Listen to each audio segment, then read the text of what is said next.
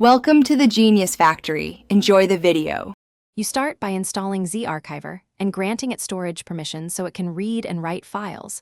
Once done, open the app. You'll want to allow access to both internal and SD card storage if asked, because archives frequently move between locations. Navigate to the folder that contains your archive or files and long press a file to reveal the action menu. This first step gives you immediate control over compressing, extracting, or inspecting content. Now perform the core actions. To create an archive, select Files and tap Compress, then pick a format like zip, 7Z, or tar and set the compression level. Higher compression saves space but uses more time.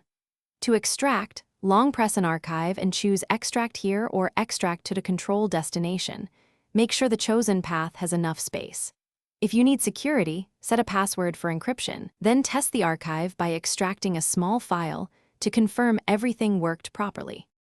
Finish by using advanced options wisely. If a file is huge, use the split size to break it into 100 MB parts for easier transfer, and choose a temporary folder for intermediate work to avoid clutter.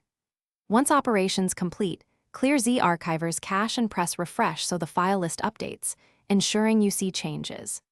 If something goes wrong, check app permissions and available free space first, and if extraction fails, try another archive format or